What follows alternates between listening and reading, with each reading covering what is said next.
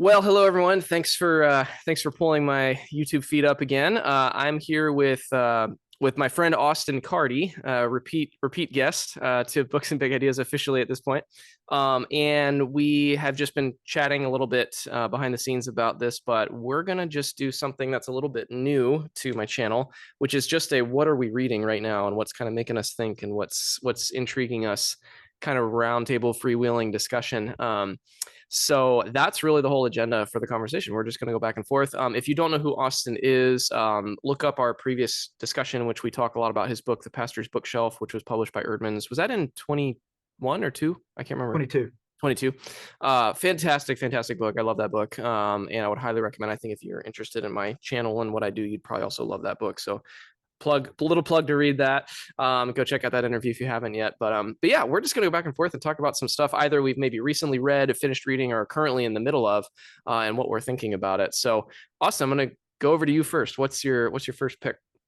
Man, I'm so excited to be back and talk books with you. Yeah, And awesome. I've made a little list here because, as I think we discussed the last time we chatted about books, that book lovers tend to forget what we've read. It's like we live for somebody to ask, Yes. what are you reading? And then Yeah.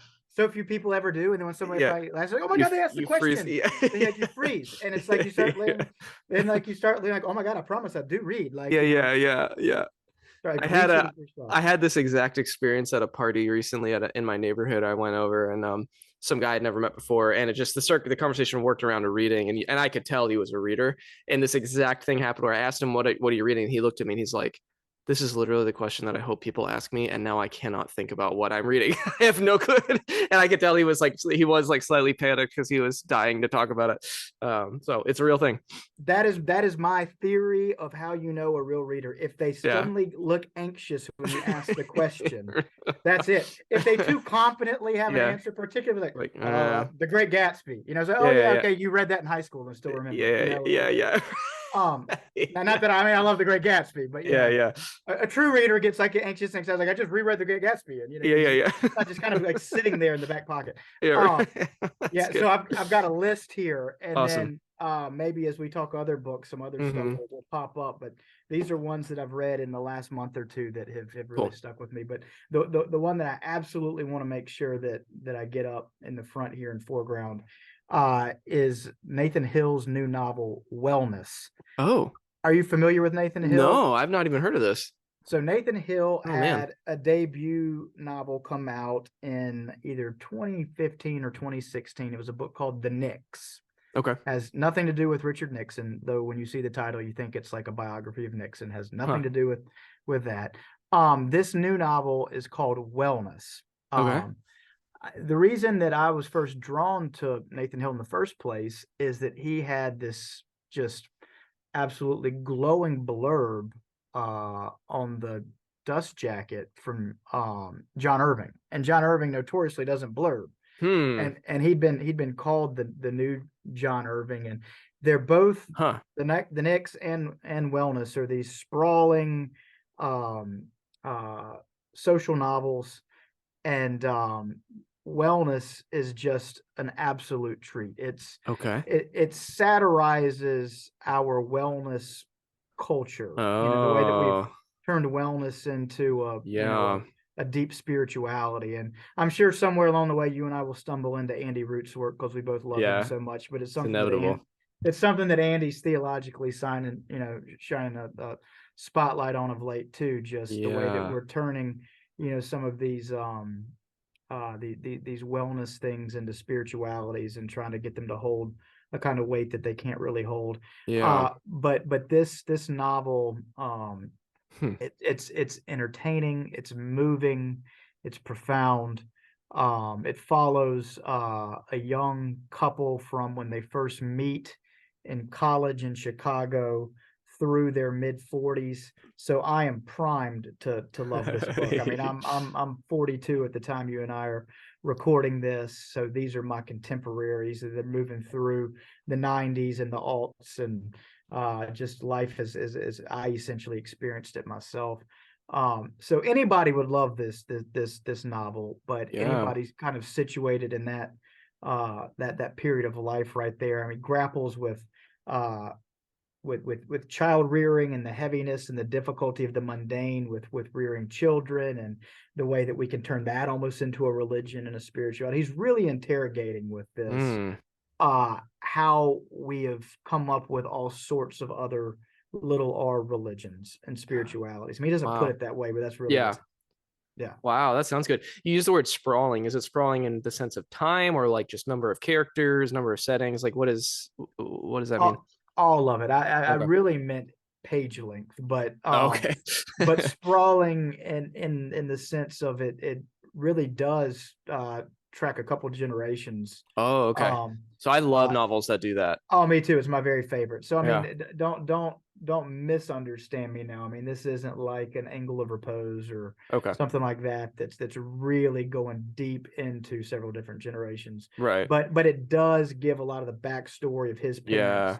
and of his life, and it's really really well developed. Cool. That But sounds great. sprawling in the sense of how it Ambitious. then ambitious, how it also takes place in different parts of America. Mm, It's a really powerful novel. man, that sounds great. That was 100% off my radar. So that's really great. Um, I do have one fiction pick, but I think I'm going to save that for last. I'm heavy in nonfiction right now, but my first one, I have a little stack here. I'm going to pull copies down. So I'm actually a little over halfway through this. This is I'm going to review this from Baker Academic. I don't know if you've seen this advertised anywhere. I have, It's yeah. called Turning Points in American Church History. I'm really enjoying it. It's obviously, I'm sure you're familiar with, and a lot of people are familiar with Mark Knowles' Turning Points. It's like, if you went to a Christian college or anything, everyone, I think he's made a lot of money off a number of the colleges that require that book and reading. So Yeah. I have read that at some point, but Yeah. it's not stuck in my brain very well. But this is brand new. It just came out this month, and it's modeled after that format, obviously, which I'm actually, now that I'm reading, I kind of want to go back to Mark Knowles' book now, because with a higher appreciation than, a 19-year-old, whatever, would bring to it. But I love reading history. It's one of my favorite, I don't know, nonfiction subgenres to read.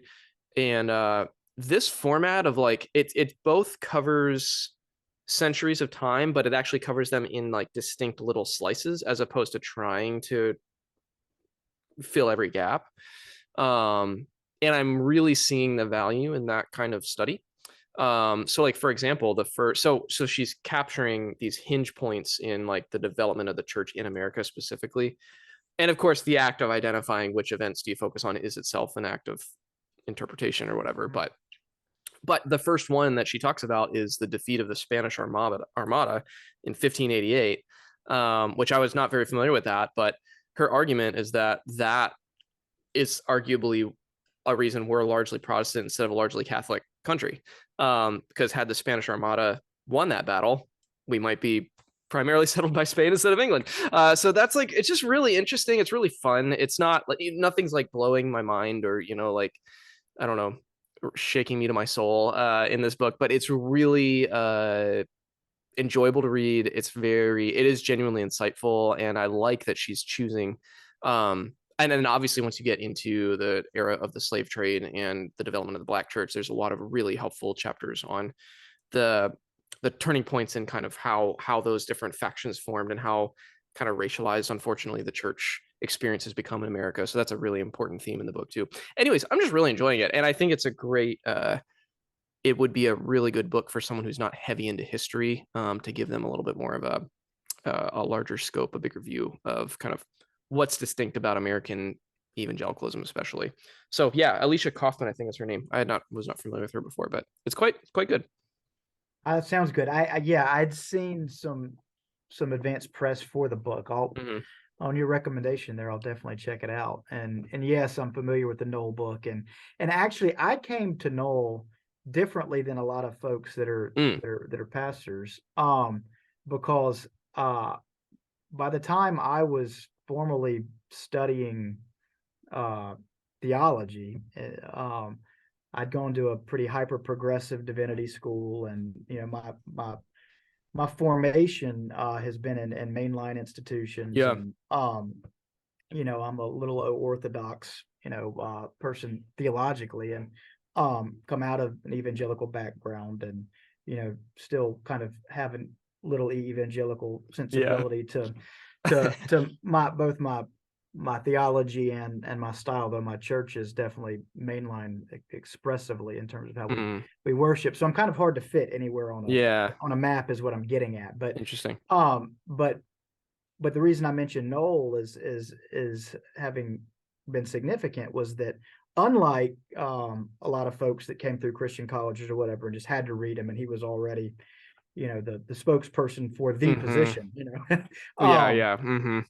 I read him as somebody who shared a lot of my own convictions after I'd already been formed somewhere far to the left of where he would fall. So it was nice to read him, and I appreciated him, and I appreciated the Marsden book. So fundamentalism in American culture, or whatever it's called, I forget what it's called. Yeah, that's it. American culture. Yeah. Man, I come out of a fundamentalist background, no doubt. Sure. But if I'd been reading that at the time, it would have just been like, but by the time I was reading it, I had moved outside of that, and I was able to appreciate how even-handed it was, and how not snarky or condescending. And that's always been my experience with Noel too. I read The Scandal of the Evangelical Mind. I was going to bring that up. Yeah. Long after I had moved out of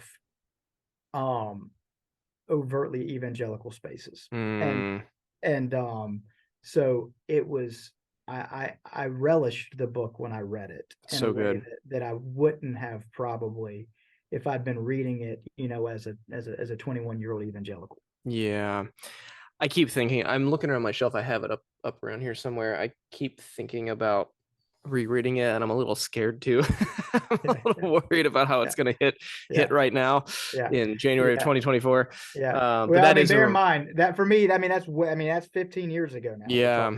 So who knows? But that was my Noel experience. It's a remarkable book, and he wrote the foreword to this one, so it was with the fact that it kind of had his stamp on it. I also made me more intrigued by it. But yeah, I would recommend it. I'd recommend it for someone who's interested in kind of a breezy, enjoyable to read romp through American church history that doesn't want to sink into a tome.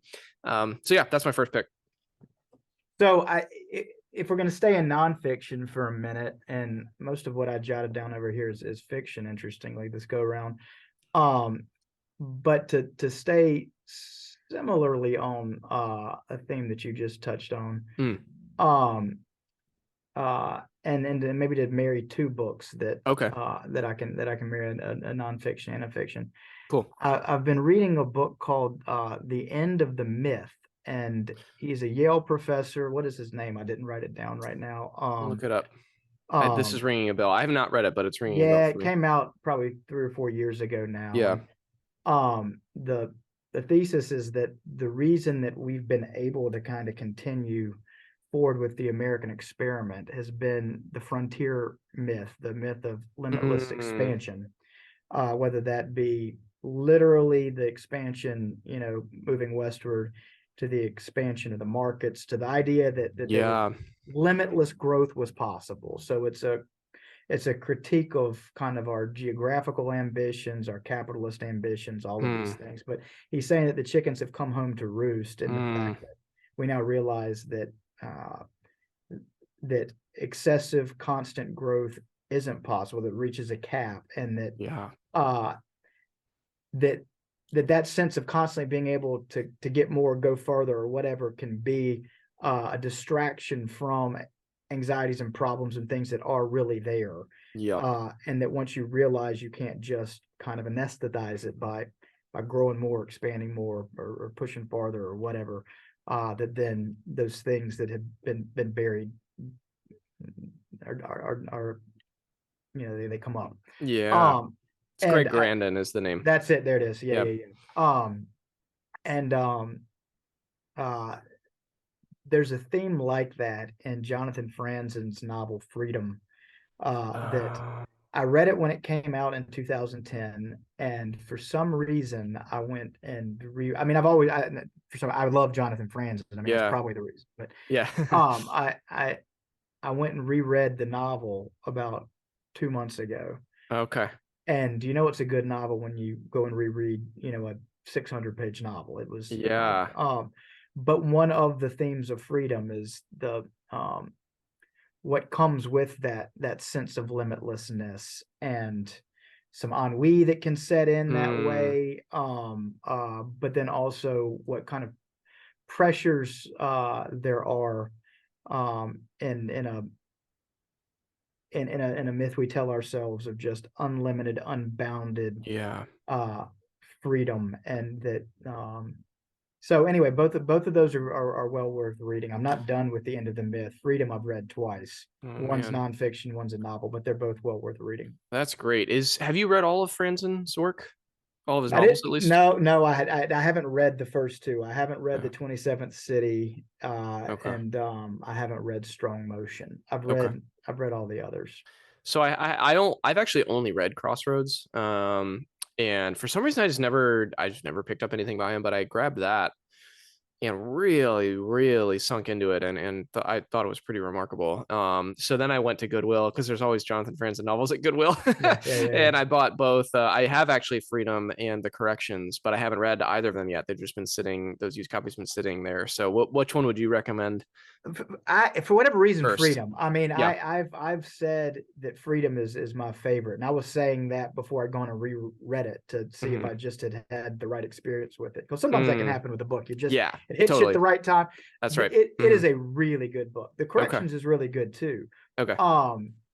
Most folks would say that The Corrections and Crossroads are better novels than Freedom, and that might even be right. I like Freedom the best, so I say Okay. Freedom. But Cool. they're Good to know. both very well worth reading. Good to know. That's great. What else you got? Yeah, so this is a little actually somewhat quasi related. Or certainly you can make it connect, but I'm a pretty big Alan Jacobs fan. Me And too. I finally grabbed, have you read this, The Year of our Lord 1943? Yeah. I just read it last week or 2 weeks ago, something like that. It's really good. Shouldn't be surprising. Everything I've read by him is really thoughtful. And also I find something I like about, I don't know about you, but I find his voice to be pretty distinct. I think his fluency in things like cultural theory, his understanding of some thinkers is really, really impressive to me, and that's what he brings to this book. So the premise of this book is it's not exactly a attention grabbing title or subtitle, I don't know, but I think it's a great premise in that he surveys, the subtitle is Christian Humanism in an Age of Crisis. So he surveys, I think it's like 5 or so different Christian philosophers around the late 30s, early 40s, around the World War II era, all over the globe. So I should have looked them up before I tried to remember. T.S. Eliot, C.S. Lewis, Simone Weil, Jacques Maritain.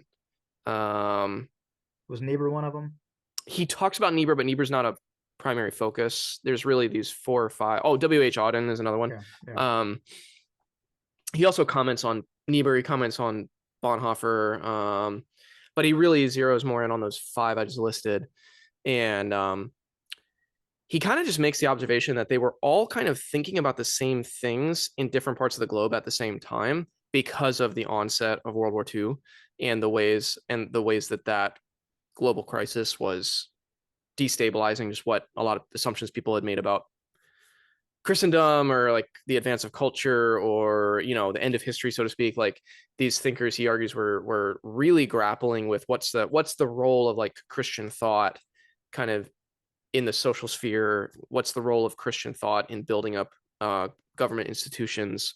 What should be the role of Christian thought moving forward on the other side of this war? And it's super interesting to see, at least in his argument, to see that a lot of them are kind of making some similar arguments in very different national settings, but at kind of all at the same time. And he points to the year of 1943 as a particular watershed year for them. Yeah, it's really good and it's very thoughtful. It's a great study of, like, I was not very familiar with, other than just very superficially familiar with T.S. Eliot. I was not very familiar with Simone Weil, like, at all, of any of her primary writings. And it's just a really good introduction to their thought worlds, very thoughtful and convicting, and also very, like, kind of some weird resonances with kind of the the various crises we're facing socially right now, and especially the role of Christian public witness and Christian political theory. And so that was the reason I picked it up, is because I've been, just like a lot of us, I've just been really like thinking about those topics, and I thought this might have some interesting stuff to bring to bear on it. So it's and it's it's actually a lot shorter. When I ordered it, I was expecting it to be this like massive tome, but it's really quite short and very economically written. It's very clear. So really good, really good book from Alan Jacobs. Yeah, I like everything I've ever read from Alan Jacobs, which is a lot. I remember that book coming out and remember wanting to read it, and it just fell off the radar. Did you ever read his A Theology of Reading? No, that one's been on my list. Is it good? I'm sure it's good. Yeah, it is. I mean, it's much more academic than his The Pleasures of Reading in an Age of Distraction. Yeah. It's definitely a book more kind of facing the academy than I gotcha. a commercial audience, but yeah, you would love it. Oh, that sounds really good. Yeah, you'd love it. I'm sure I would. I'm glad you said that, because I was kind of falling off my radar too. I think my intro to him was his little book, How to Think, which is great. It's a great little book. But I've also followed, I really thought, the whole critical theory CRT flare up is, at least in my circles, is kind of not really a thing as much anymore. But he had, in my opinion, he had some of the best essays, like I think it was just on his blog. He just had some of the best stuff about thinking through critical theory as a Christian today. So good. So I'm a big booster of his. I think he's a great voice. Agreed. Well, let's see, what else should I talk about here. I'm glad you brought fiction. That's going to counterbalance some of what I'm into right now. I've got plenty of that over here. So, there's a book that I recently finished called Trust by Hernan Diaz. It won the Pulitzer last year. I haven't read it, but this is another one I want to get into. You should. Tell me about it. It's very good. One, it's about just capital and the use of capital and what kind of power inheres through capital, but it's also then about how power then enables one to tell the story. And oh, interesting. And so there's a play on trust. Obviously there's the financial valence there, but then it's also about whose story do we trust, who gets to write the story. It's a really fine novel, and it's entertaining too. It's a really good book. Yeah, I've heard great things. Okay, that's good. That's good to be reminded of that one. Why don't you do another, if you have another fiction pick? Ready? Absolutely. So I reread two novels just to make quick note of here that I always want to draw to people's attention in case they haven't read these yet. These are both classics, but reread Walker Percy's The Moviegoer. Oh yeah. Claude Atcho, Jessica Hooten-Wilson, and I do a little podcast called The Scandal of Reading, and Claude and I do a little segment in that called Lit Pulpit, and we did for our book this go round The Moviegoer, and so it gave me an excuse to read it for the first time in a long time. It's really good. It came out in 1961. It won the National Book Award. Some folks call it the quintessential or first, kind of modern American novel. It's as relevant, if not more relevant today. I mean, there's some things and some references and some language in there that's really outdated and offensive, and you just have to kind of take that with knowing that that's going to be there. But the description of the spiritual malaise, I mean, long before Charles Taylor came along talking about a malaise of modernity, he's writing about a malaise that folks are feeling, and so it's really good, and it's really, really good if you're a Taylor fan, like I know you are, and just read it through that lens. So that's well worth reading. And I just reread Jayber Crow by Wendell Berry. Just an absolute rich feast. And for folks that haven't read any Wendell Berry yet, I haven't read any of his fiction yet, but I have that one sitting on my shelf next to my Franzen novels. Like I have this whole shelf of stuff I'm trying to get to. Well, good. I'm like an evangelist for some Yeah, of these you are. novels Yeah. right now. So the thing about Wendell Berry and Jay Crow, now that I've just extolled Yeah. him in that book, and I stand by all of those things, it's longer and can be slower as a first Wendell Berry I see. work of fiction than some others. So where I tell folks to begin with Wendell please. Berry is with Hannah Coulter. Okay. That or The Memory of Old Jack. I think get to Jayber Crow either second or third. Got it. It is perhaps the best of them all. But it's I've known folks who stall out on that one, and I understand why. Yeah. Hannah Coulter, I think, grabs you faster, and it's a shorter novel. But the thing about Berry's fiction is it is so deeply embedded in a specific place. Yeah. And in the specific time in which the story is taking place. That makes sense. And the faithfulness the folks have toward one another and toward the land, and the faithfulness he has as the narrator of these stories, you come to feel like these are folks, not only that you know, like in all good fiction, but that somehow you have lived and gone through the mundane hardships and joys of everyday life with, to where you close the book and you have a greater appreciation for why the real significance of life happens in just the slow, everyday, mundane faithfulness to being together with one another and to attending to the present versus seeking out the exciting things that would theoretically make life mean something. Oh, that's beautiful. Yeah, so I would start with Hannah Coulter, but all of those are great. Are they is it kind of a Marilyn Robinson situation where they're all in the same town and exploring different perspectives? Okay, cool. Yeah, but it's even more like a William Faulkner, Yoknapatawpha County. It's because I mean, every one of these books and stories take place in Port William, and they take place over the course of 2.5 generations. Okay. So it's not only like in the Gilead stories where, yes, you have John Ames looking back on his father and his grandfather, and not only do you have Boughton next door and or down the road, and then you have Jack coming back. It's all these different families at different periods, and they're not just, then you don't learn about some of these other characters as the backstory to the primary character through the panorama of what he's doing. You get their own story. I see. Wow, that sounds really good. But you see them moving in and out of one another's lives. In this really compelling way. I love a deep sense of setting and place in fiction. Like I love feeling like the writer really sunk into it. It's why I love Tolkien. I think that's, and I could go down the list, but yeah, man, that sounds like it would really resonate with me. I'm getting ready to go on vacation. I'm sorry, I'm going to say this. No, it's so good. Yeah. Did you read Pachinko by Min-Jin Lee? Nope. I checked that one out from the library and I looked at it and I thought, I can't read this right now. It's too long.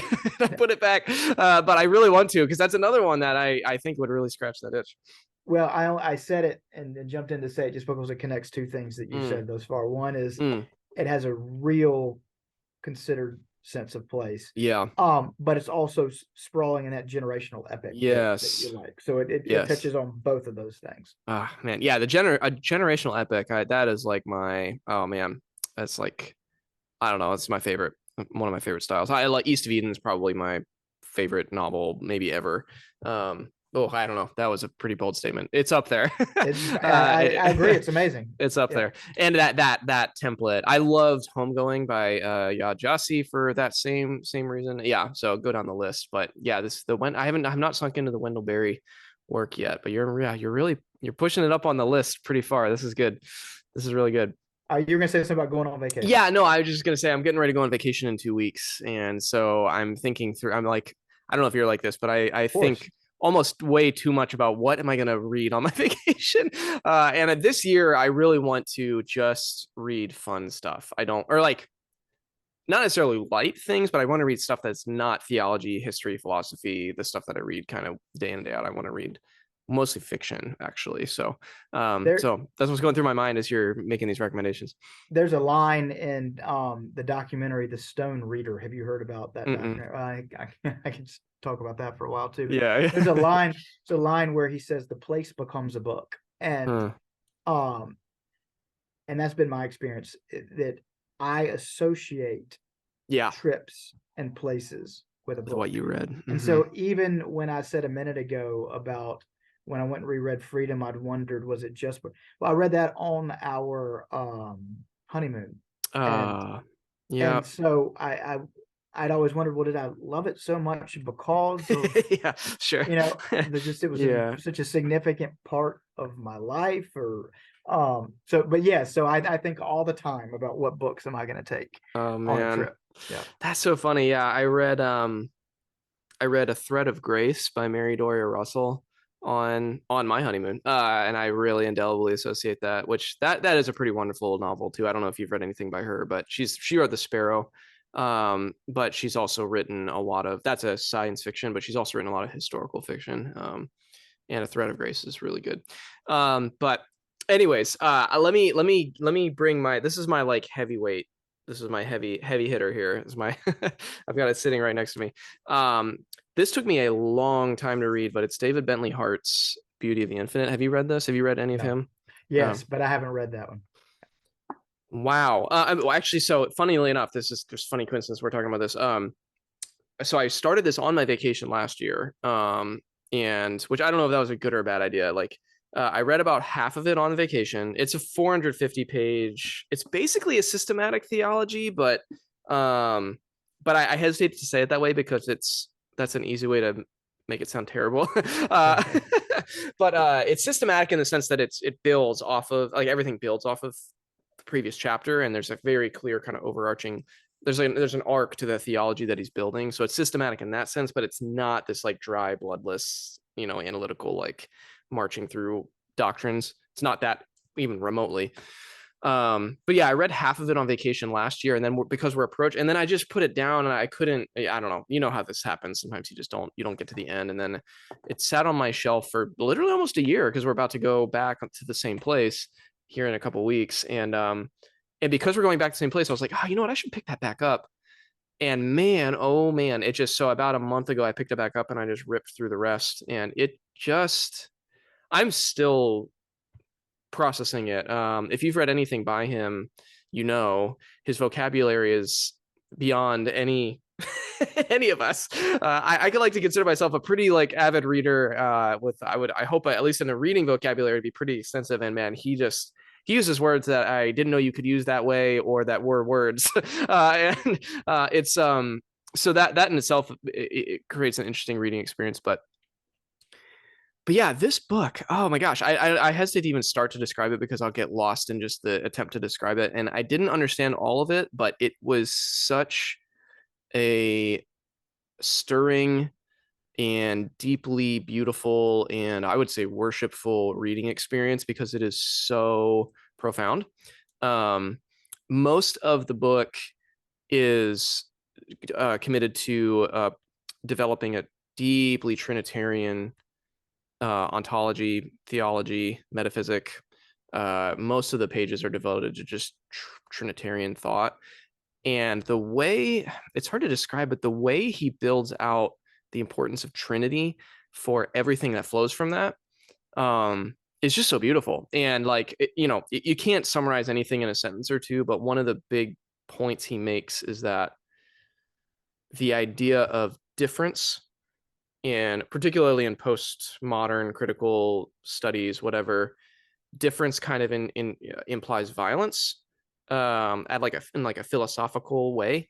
Um, and he flips that on its head and says that in the Trinity, difference is enfolded in peace and love, and that like this kind of perichoretic movement within the Trinity and this flow, if you really believe that God is being as such, not a being, but being as such, and that God is Trinity, then that means that difference is enfolded within God in a peaceful, generative, loving, self-sacrificial way. And then that flows out into this just absolutely gorgeous description of what that means for Christ's incarnation. He has this passage about that just has been like ringing with me since I read it. He has this passage about how Christ, he almost talks about it as though like Christ just passed by the barrier of death as though it was nothing, and just like kind of gave it a glancing look as he went past it. It's like he kind of turns the way that we tend to, we meaning, I come from a generally evangelical, certainly very Protestant setting. He talks about it in such different ways than I typically talked about. I think that's why I found so much life from it. And then he goes through Trinity, creation, salvation, then eschaton is kind of the progress of the book, but most of it's devoted to that Trinitarian foundation. And yeah, so I'm like gushing about it now, but I would say I've sat with it now for enough time after I finished it. I would say it's probably the greatest theological text I've read, to be honest. I always say that with a little bit of, because after I finish a book, I'm usually really enthusiastic about it. I need to let it simmer a bit, but I think I've let it simmer enough that I can say it's up there. I think that it's hard for me to imagine something eclipsing it, honestly. So yeah, there you go. Those are my it's high been on my praise. it's been on my list for a while, because I've only ever heard high praise. And one of the things that's really fascinating about that book, and one of the things I think underscores how significant of a book it really is how it's cited by so many folks across the theological spectrum. Mm-hmm. I mean, it comes before he became somewhat controversial with his universalism and with the All Shall Be Saved book. And so it's always a breath of fresh air for me when I see a scholar within somebody working within theology and within religious thought, that folks in different places on the theological spectrum are both citing commendably. I know that there's something there, and that's one of those books that you see referenced in many, many different places. And I've read several of his books, and certainly the last thing you'd ever describe it as are dry and bloodless. Like, it's not dry and blood. No, it is not. The man is one of the most powerful writers. 100% agree. I know some people really take issue with his tone at times, and actually my wife tried to read that All Shall Be Saved, and she just couldn't stand his the way he kind of has an axe to grind in that book, and that's fair enough. I think that is a fair critique, but I love the way he writes. I mean, he just is no holds barred, and his command of language is, it's hard for me to think of many other. Peter Lightheart is up there for me in terms of just like thundering theological writers. I love the style, but yeah, there's something. The other thing I was going to say that you triggered was like something that I admire so much is you can tell he's just utterly unmotivated by anything regarding like culture war or like tradition. Like tradition needs me to hew to a certain perspective. He's just not. And he's so deeply well read in the patristics and of course scripture itself. I mean, just this even shocked me. Like each intro to each section has first up usually just a page to 2 pages of just scriptures that like pull on the theme, and just his command of all of that stuff is so beautiful. So yeah, I found it just really, really remarkable. And I think, who am I to say this, right? But I think if there's anyone writing texts like this right now that stand a chance of being read in 200 years, I think it's him. I can't think of that many people that, Andy Root says, someone else we've already referenced, he says that Charles Taylor is the only, what does he say? The only philosopher writing in this century that will be read in the next century. I think that there's something similar going on with Dave Bentley Hart, at least with some of this work. So yeah, I cannot, if I was gonna say I cannot recommend it highly enough, and that's true. But I also think it would take a certain type of person who's committed to working through. Well, it's a hard text. It's a hard text to read. I'm gonna reread it at some point because I know that there's so much that I did not absorb on this first read through. But yeah, anyways, there's my gush on that one. I'll take you up on that because I've been planning to read it for a while, and I would love to hear what you think if you do get a chance yeah. to dip Well, into I it. mean, I've read with great benefit several of his books. The most recent one being Tradition and Apocalypse. I love that one. I love that one too. Yeah. No, he's a brilliant man. I benefit from. There's nothing of his I've picked up that I haven't benefited from in a lot of ways. There's a page real quick on that one. I'm trying to see if I can find it. It's on my shelf. On the Tradition and Apocalypse, there's a page in that book where he has this passage where he goes into the apocalypse of Christ's coming, and just the way I literally like copied and pasted that page, and I just go back to it every once in a while because that passage is so good.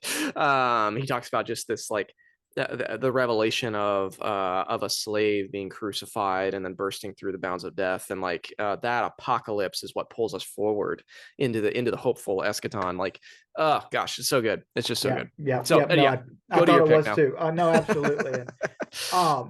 And I will just linger long enough to say too, the way you were describing that point, if I was hearing it right, about difference being enfolded into the kind of being of the triune God, it's reminiscent of, and I've got it out because I just was picking back through it, Miroslav Volf's argument and the exclusion and embrace. Yeah, I didn't think about that. That's good. Which is, for me, just a seminal text. And the reason I've pulled it out is, I mean, the very thing you're talking about right now. I mean, if the age-long philosophical quandary is the tension between the particular and universal, right now I feel like it's a time again to really be trying to grapple with, how do we think through these two things, difference and unity, and and not having one efface the other, and not somehow having one just kind of get drowned out in the other, and finding a way to honor difference and particularity, and have that at the same time actually draw meaning from some sort of a universality that's good. Anyway, I've been thinking about that, and with the way you described it makes me want to read that even more, and that's really at the heart of Exclusion and Embrace.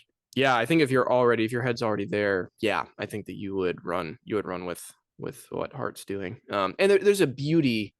Part of what I loved, and this is my last comment, I promise, on this one. Part of what I loved is his focus on beauty. I mean, the title is The Beauty of the Infinite, and then the aesthetics of what Christians believe about God is what he comes back to over and over and over. And that's why it's different that's why I hesitate to use the word systematic theology, because it's not just trying to articulate rigid doctrines. It's really trying to point you to what's beautiful about the belief.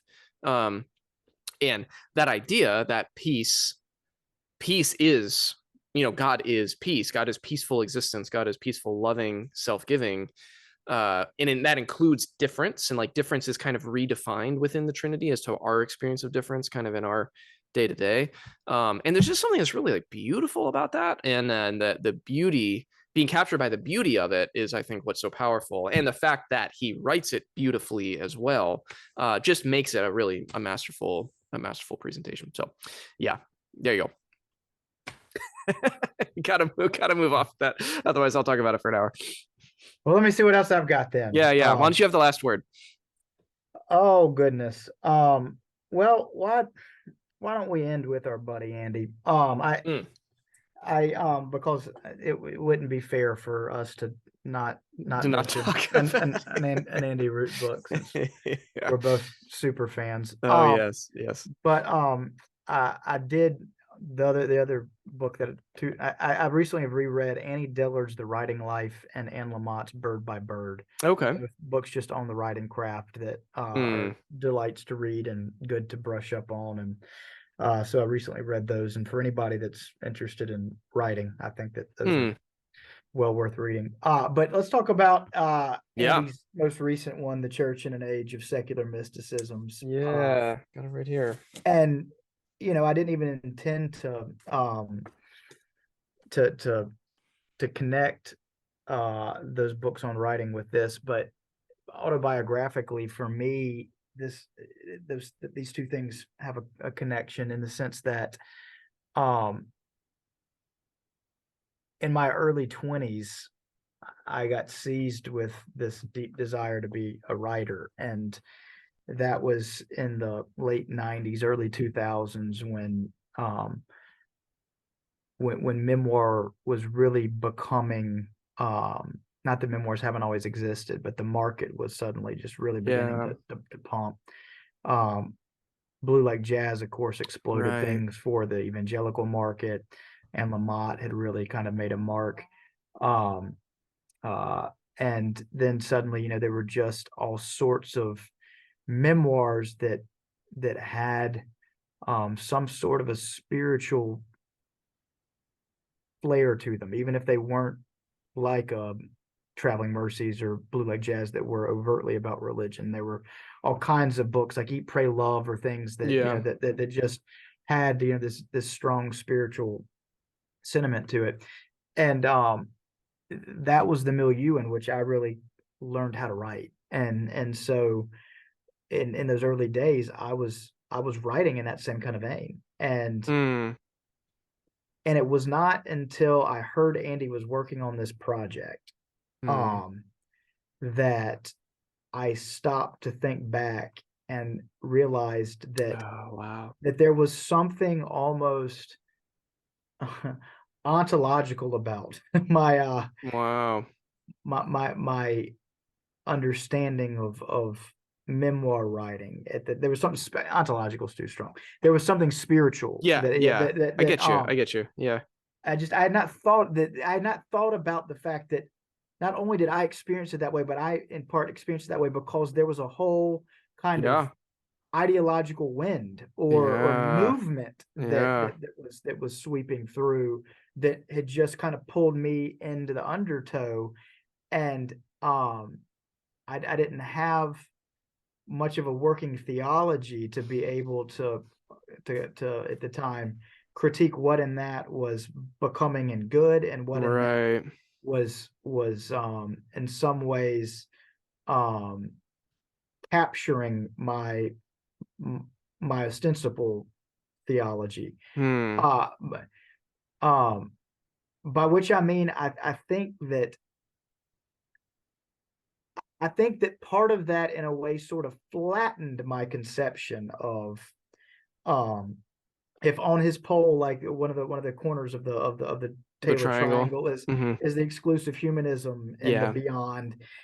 I as a beyonder was starting to be pulled down down into this bottom corner over here in a way that I was then reducing my sense of the transcendent to, and I still think that that so much of what's down in that exclusive humanism triangle, can be pulled up into the beyond. There's a reason that these things, are so easily paired with one another. But without realizing it, the beyond can be just lopped off and reduced down to, and I experienced that, and it wasn't really until I'd heard Andy was working on this that I began thinking about it, and then I got eager to see what he'd do with it, and I read it and I thought, wow, clicked into place. Yeah.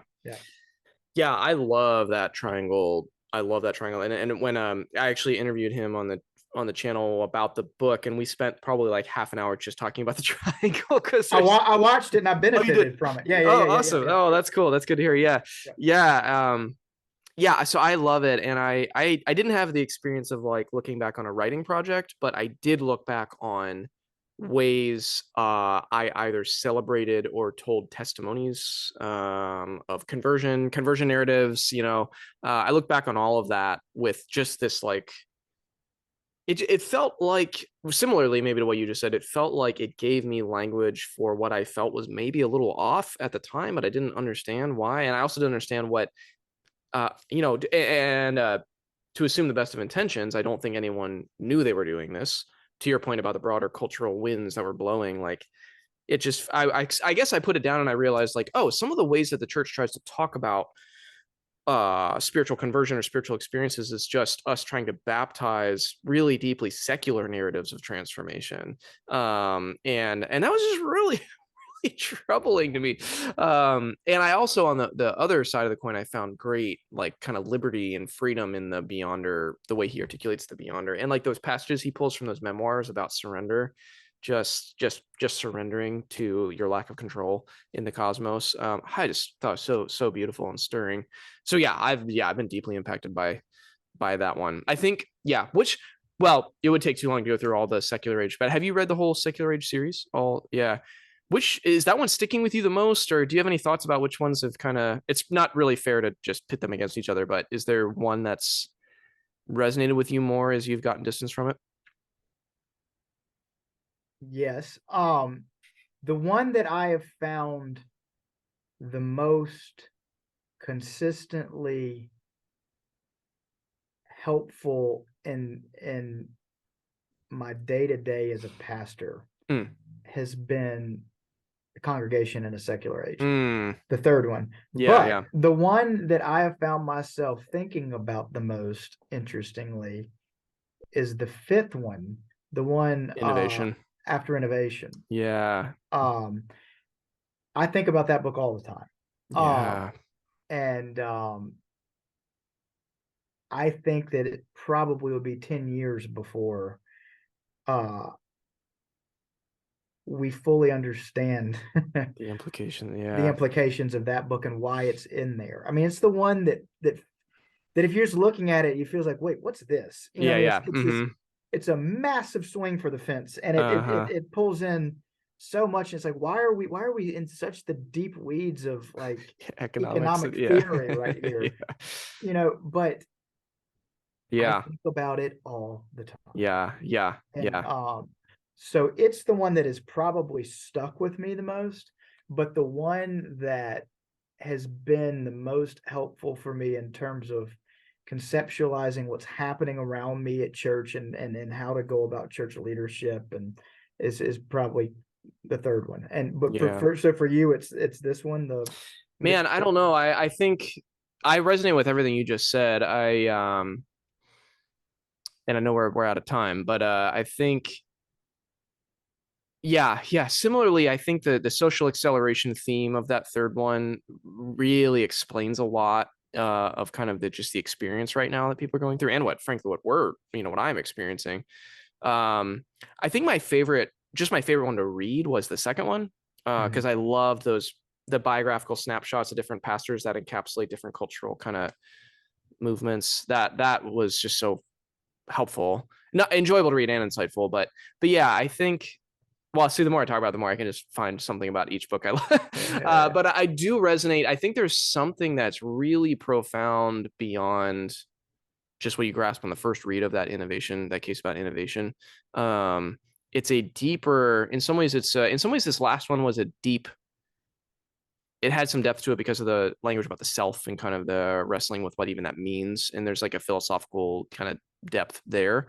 But I think in the cultural study of that innovation thing, and also I think there's like this, it's like the magic eye poster where you're like, you see it and then you're like, oh my gosh, this touches and shapes like so much. It shapes so much of what drives ministry programs and ministry energy and what we value and what we measure. And so I think there's I'm rambling through all of it, but I think I have very similar takeaways from you. I think probably the last one though might be the one that like has the most practical impact on, because it's changed how I preach already. It's changed how I think about what we focus on as a church in terms of telling stories and providing moments of well, I guess moments of resonance also goes back to that third book too, so they kind of feed off of each other. Well, one day what would be a lot of fun would be for us to go through and try to articulate what each book is doing in the because I know that he would say that there was no real formula for the order he wrote them Yeah. in. Like, he sold it as a trilogy. He thought it was just going to be the three. Yeah. But I think that they're all indispensable. I agree. But it's such a large forest that I really think he's the most important practical theologian working right now. Agreed. I really think that more and more people need to discover him and be aware of what he's doing and think absolutely the implications. But I think, I don't think any one or two or 100 people can sit down and just pin it down and say, here it is. But I think one of the next steps, like with any generative theologian, are interpreters to then sit down and it would be a lot of fun to go through the big forest and then say, all right, so here's what's happening in this corner of the forest, and here's how it connects to this one, and start trying to